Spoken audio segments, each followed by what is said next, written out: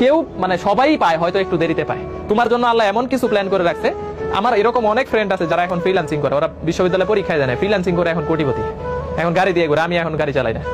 তাহলে তোমার জীবন আসলে কোন জায়গায় নিয়ে যাও? আমার মানে স্কুলের লাস্ট বয় ছিল যে মানে ম্যাথে ফেল করতো, ইয়াতে ফেল করতো, এরা এখন হচ্ছে গাড়ি নিয়ে ঘুরে, একটা ভালো ফ্রিল্যান্সার হয়ে গেছে।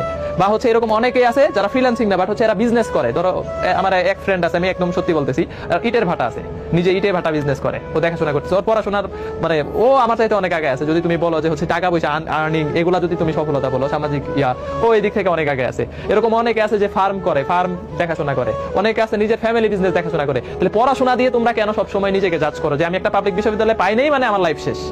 কেন এদের কি সংসার হয় না? এদের কি বাচ্চা কাচ্চা ফ্যামিলি হয় না? তোমার কি মনে হয় যে এরা মানে উদাও হয়ে যায় যে এই যে 1 লাখ 2 লাখ পোলাপান চান্স পায় না অ্যাডমিশনে প্রতি বছর? এরা কি করে? অনেকে প্রাইভেটে যায়, প্রাইভেটের সামর্থ্য নাই, তারা কি করে? অনেকে ন্যাশনালে পড়ে, ন্যাশনালেও পড়ে না, তারা কি করে? কিছুই করে না। রিজিক নির্দিষ্ট, তোমার যেটা আসার এটা পাবাই।